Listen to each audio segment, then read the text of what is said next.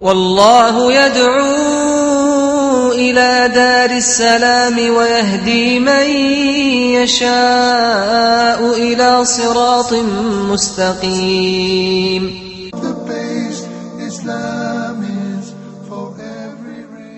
Bismillah, alhamdulillah, and welcome to this episode of the Beauties of Islam. I'm your host, Yusuf Estes, and I'd like to continue talking about one of the beauties of Islam called preservation.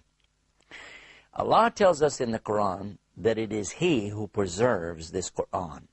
And He uses the word hafiz. Hafiz, it means to preserve.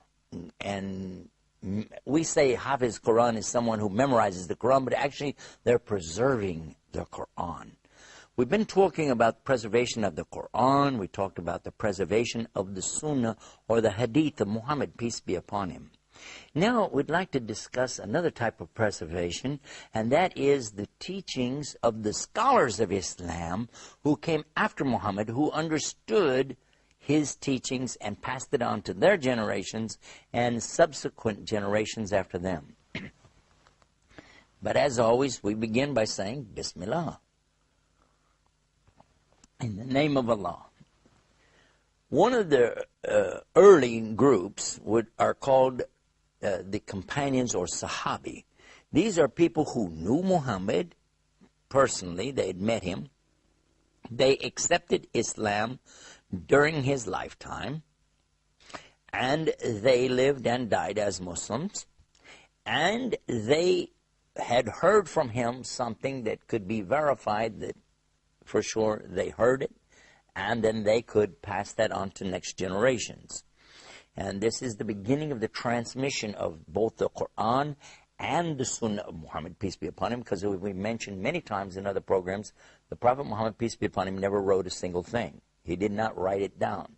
How we know it to be authentic is because it all matches. There's not even a word difference in the Quran.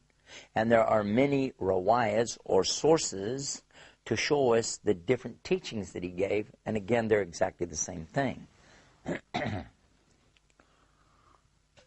Now, I want us to reflect for a minute on those companions, those people who were teaching this information to the next generation. Now, these would be people who never actually met Muhammad, peace be upon him, but they had definitely met these scholars and these teachers who had met him. They're called tabi.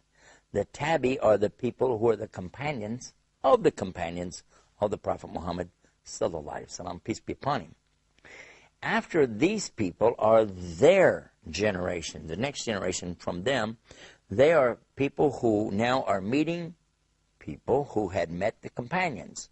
Therefore, they're called tabi'in, or companions of the companions of the companions, if you will. About these people, the Prophet Muhammad prophesied, peace be upon him. He prophesied that the best of the people would be those who are of his companions of the day. The next, the best, reliable, would be those who came after them. Now, again, is the tabi. Then after them would be the tabi'in. Now we understand that these are the best, and after them the best, and after them the best. But then after that would be regular people, normal people who could make mistakes and so on, up until the last days. And then there would be another group of people in the very end who would really understand this message and convey it to each other. And it's even mentioned in the big speech, the famous speech called the Khutbah al-Wada of the Prophet Muhammad, peace be upon him, when all of the companions had gathered together on Arafat, and he delivered this famous sermon called the farewell sermon. What he did was to explain basically the principles of what Islam is teaching us, and be sure that the people understood. It's about how we worship God without partners, our treatment of our mothers and fathers, our treatment of our wives, and how we have to be so careful to give everybody their rights. He talked also, though, about something that is kind of amazing when you think about it. He talked about races of people and mentioned that no race of people would have any advantage over another race, and not according to Islam. Regardless of your skin color or your ethnicity or the country that you come from, in the sight of Allah, You're all the same. Now, this was 1,400 years before we start talking about segregation, separation between the black people, white people, looking down upon somebody, maybe they're from the Orient as opposed to somebody who's Arab and so on. So this teaching is, I think, amazing. And then look what he says at the end of this teaching, though. He said, it is hoped that those that hear it today will convey it to those who are not here today.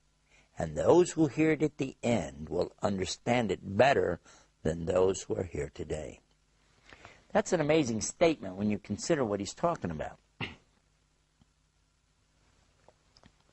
Because he's saying that the people in front of him right there need to get out and share this message with the people who are not there, but the people who hear it at the end are going to understand it even better than the people there. Well, today, it is amazing when you think about it.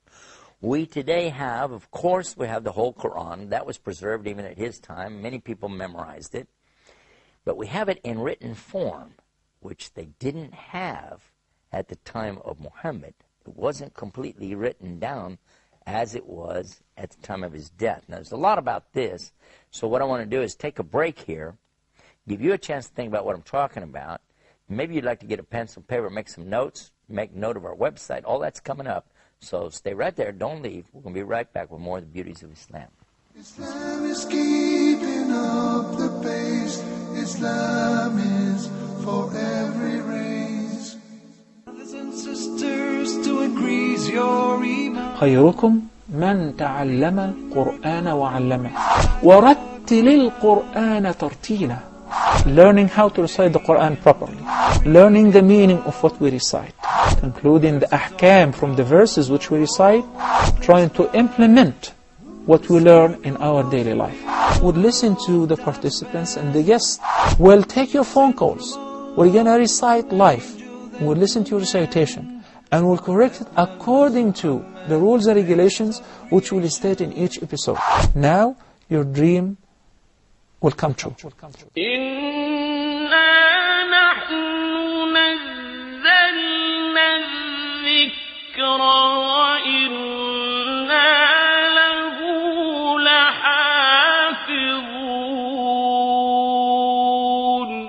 Islam is keeping up the pace. Islam is for every race. Bismillah, alhamdulillah, we're back and you're watching the Beauties of Islam. And just when we went to break, I was talking about how the Quran is preserved, how the hadiths are preserved, and how the teachings of the scholars are preserved. Now, what I was saying is that even at the time of Muhammad, they didn't run around with books in their hands like we have today. The Quran was not compiled in book form like you see this. It was all written down, by the way, on such things as scrolls and animal hides, palm leaves, things like this.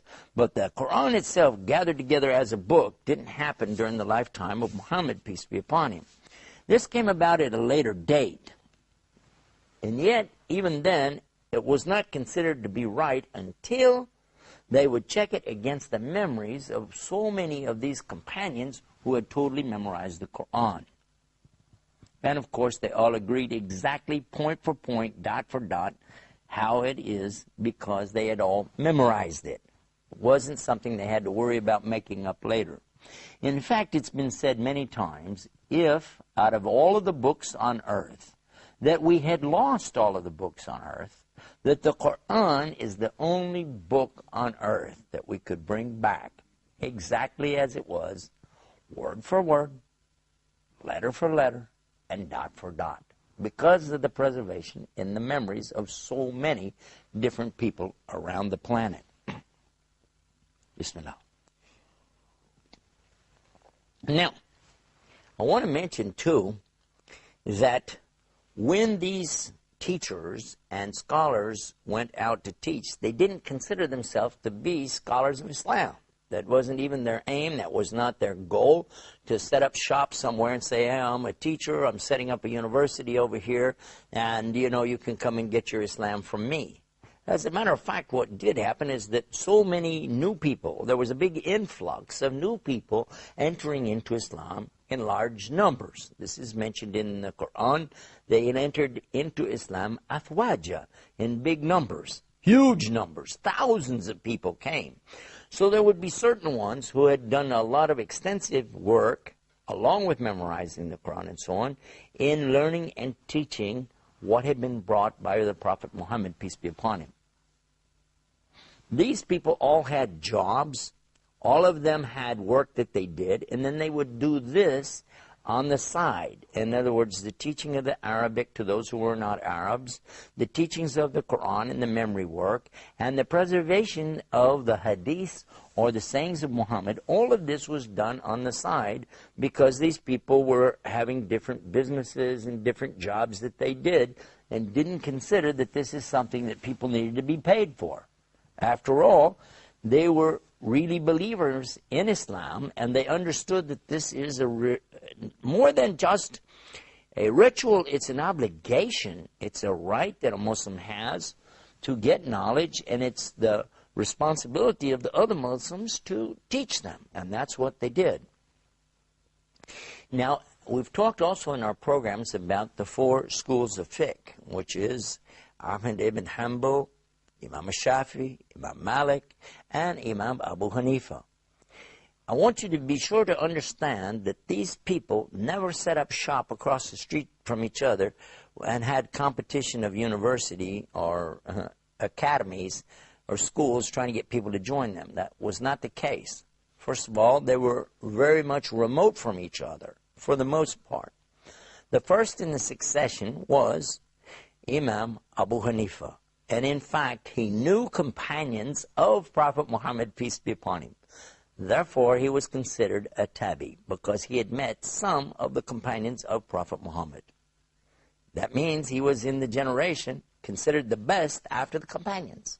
And he was a great and wonderful teacher. He lived in Basra, which is quite a ways from the Arab Peninsula.